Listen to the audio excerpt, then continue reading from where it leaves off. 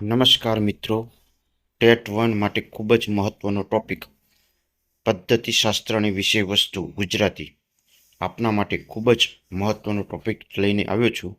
તો તેના 32 પ્રશ્નો આપને ખૂબ જ ઉપયોગી બનશે. તો આ પ્રશ્નો તમને કેવા લાગ્યા તે તમે અમને કોમેન્ટ બોક્સની અંદર જરૂર જણાવશો. તેમજ આ પ્રકારના પ્રશ્નો બનાવવા માટે ખૂબ જ મહેનત પડતી હોય છે. તો અમારી ચેનલને એક લાઇક અને સબસ્ક્રાઇબ જરૂરથી કરશો. પ્રશ્ન 1, ધોરણ 3 ગુજરાતીની પાઠ્યપુસ્તક પેજ ઉપર કયું ચિત્ર છે? તો ચિત્ર છે બગીચામાં રમતા બાળકોનું સરસ મજાનું ચિત્ર દોરેલ છે. હવે પ્રશ્ન 2, હું પતંગિયું મારા પિલ્લુની રચના કોને કરી છે? તો પુંજાલાલે કરી છે. કીડી હતી કે હાથી હશે? ગીતના રચના કોને કરી છે? તો તેની રચના સુરેશ દલાલે કરેલી છે. પ્રશ્ન 4, ચિત્ર ગયું બદલાય ગીતની રચના કોને કરી છે? જવાબ છે કીર્તિદાન બ્રહ્મભટ્ટે કરેલ છે. પ્રશ્ન 5, ફોટો પાડું ગીતની રચના કોને કરી છે? તો આ ગીતની રચના ખોડાભાઈ પટેલે કરેલ છે. પ્રશ્ન 6, ચાલો જોવા જઈએ મેળો એકમ કયા ધોરણમાં આપેલો છે? ધોરણ 1માં ગુજરાતીમાં આપેલો છે. પ્રશ્ન 7, નાનકડી ઢીંગલી એકમ કયા ધોરણમાં આપવામાં આવેલ છે?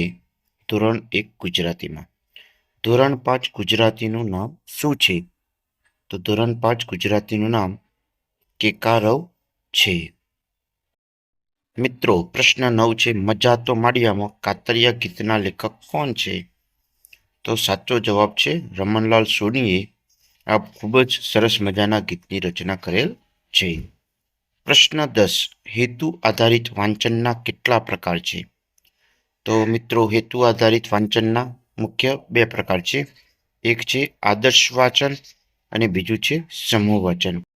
અગત્યના પ્રશ્ન જોયા બાદ હવે આપણે પ્રશ્ન 11, ધોરણ 2 ગુજરાતી પાઠ્યપુસ્તકનું નામ શું છે? તો ધોરણ 2 નવા મટીરિયલ્સ મુજબ ગુજરાતી પાઠ્યપુસ્તકને અધ્યયન સંપુટ ગુજરાતી તરીકે ઓળખવામાં આવે છે. પ્રશ્ન 12, મેં એક બિલાડી પાડી છે ગીતના લેખક કોણ છે? તો આ સરસ મજાનું ગીત ચંદ્રવદન મહેતા બાળકોનું પ્રિય એવું ગીત છે. પ્રશ્ન નંબર 13, દુનિયા આંખોમાં મારે છે ઘણું બધું જોવાનું કવિતાના લેખક કોણ છે? સ્નેહ રશ્મિએ ખૂબ જ સુંદર રચના કરેલ છે. ખૂબ જ સરસ પ્રશ્ન જોયા પછી આપણે પ્રશ્ન 14, ધોરણ 3 ગુજરાતી ભાષા પુસ્તકનું નામ શું છે? તો ધોરણ 3 ગુજરાતી ભાષા પુસ્તકનું નામ કલસોડ છે. પ્રશ્ન નંબર 15, વાંચન કૌશલ્યના વિકાસ માટે વર્ગ શિક્ષણ કાર્યમાં મુખ્ય 2 પ્રકારના વાંચનનો ઉપયોગ થાય છે. તો જવાબ છે મુખ્ય 2 પ્રકારના વાંચનનો ઉપયોગ થાય છે. એક પ્રક્રિયાગત અને બીજું હેતુ આધારિત વાંચન કરવામાં આવે છે. પ્રશ્ન 16, ગુડમેને એ વાંચનની કઈ વ્યાખ્યા આપી છે? જવાબ, વાંચન એ અર્થ મેળવવાની પ્રક્રિયા કરતાં અર્થ તારવવાની પ્રક્રિયા છે તે વ્યાખ્યા આપી છે. પ્રશ્ન 17, રોબિન્સને એ વાંચનની કઈ વ્યાખ્યા આપી છે? જવાબ, વાંચન એટલે લખેલા શબ્દોમાં ભાષાના ધ્વનિઓના દ્રશ્ય સંકેતો ઓળખીને તેમનો અર્થ સમજાવવાની પ્રક્રિયાને એ રોબિન્સે વાંચનની વ્યાખ્યા આપેલ છે. પ્રશ્ન 18, પ્રક્રિયાગત વાંચનના કેટલા પ્રકાર પડે છે? જવાબ, મુખવાંચન અને મૂકવાંચન. પ્રશ્ન 19, સર્જનાત્મક લેખનના મુખ્ય પ્રકારો કયા કયા છે? નિબંધ લેખન, પત્ર લેખન, વાર્તા લેખન, વિચાર વિસ્તાર અને અહેવાલ લેખન તે સર્જનાત્મક લેખનના મુખ્ય પ્રકારો છે. પ્રશ્ન 20, નિબંધ લેખનના પ્રકાર જણાવો. જવાબ, કથનાત્મક નિબંધ, આત્મકથાત્મક નિબંધ, વર્ણનાત્મક નિબંધ, ચરિત્રાત્મક નિબંધ અને વિવેચનાત્મક નિબંધ વાર્તા લેખનના મુખ્ય પ્રકારો છે. પ્રશ્ન 21. પત્ર લેખનના પ્રકારો કયા કયા છે? મુખ્યત્વે 3 પ્રકારના પત્ર લેખનના પ્રકારો છે. એક વ્યવહારિક પત્રો, ધંધાકીય પત્રો અને સરકારી પત્રો છે. તે પત્ર લેખનના મુખ્ય પ્રકારો છે. પ્રશ્ન 22. ગીજુભાઈ બધેકા અને તારાબેન મોડકે આપેલી બાળ સાહિત્યની વ્યાખ્યાઓ કઈ છે? તો બંને બાળકોના પ્રિય એવા તેમને વ્યાખ્યા આપી છે. બાળકો માટે લખવું એટલું સહેલું અને જોડાક્ષર ન હોય તેવું લખવું કંઈક બોધપ્રદ છે. પ્રશ્ન 23. કવિતા એક કેવી શાળા છે? કવિતા કાનની કળા છે.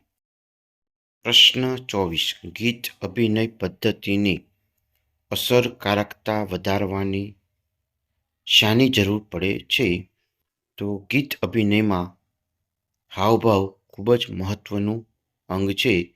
તો હાવભાવ ખૂબ જ અસર કરે છે. પ્રશ્ન 25. વ્યક્તિના ચારિત્ર્યનું દર્પણ એટલે શું? જવાબ છે અભિવ્યક્તિ. પ્રશ્ન 26. બાળકની ચિંતન શક્તિનો વિકાસ અર્થે શું જરૂરી છે? તો બાળકની ચિંતન શક્તિ વિકાસ માટે સર્જનાત્મક લેખન ખૂબ જ મહત્વનું પાસું કહી શકાય. પ્રશ્ન 27. સર્જનાત્મક લેખન વખતે શિક્ષકે શું કરવું જોઈએ? તો જવાબ છે સારો વિષય, સારું વિષયાંક પસંદ કરવું જોઈએ. પ્રશ્ન 28. કથન પદ્ધતિમાં શિક્ષકે શાનો ઉપયોગ ટાળવો જોઈએ? તો કથન પદ્ધતિની અંદર શિક્ષકે પુનરાવર્તન ટાળવું જોઈએ. હવે પ્રશ્ન 29 છે. પ્રશ્ન પદ્ધતિથી શિક્ષણની પ્રક્રિયા કેવી બને છે? પ્રશ્ન પદ્ધતિથી મિત્રો શિક્ષણની પ્રક્રિયા દ્વિમાર્ગી બને છે. પ્રશ્ન 30. નાટ્યકરણ પદ્ધતિને સફળ બનાવવા શું કરવું આવશ્યક છે? તો મિત્રો કોઠાસૂઝ ખૂબ જ મહત્વની બાબત આપણે કહી શકીએ. પ્રશ્ન 31. શિક્ષણની પદ્ધતિઓ કઈ છે? શિક્ષણની પદ્ધતિઓમાં જોઈએ તો ગીત અભિનય પદ્ધતિ, અર્થબોધ પદ્ધતિ, તુલના પદ્ધતિ છે. હવે પ્રશ્ન અંતિમ અને છેલ્લો પ્રશ્ન છે 32. પદ એ માતૃભાષા શીખવવાનું એક કેવું સાધન છે? પદ એ માતૃભાષા શીખવવા માટે સાહિત્ય ખૂબ જ અગત્યનું પાસું છે. બેસ્ટ ઓફ લક મિત્રો. આવા જ વિડીયો મેળવવા માટે અમારી ચેનલને સબસ્ક્રાઈબ જરૂરથી કરશો.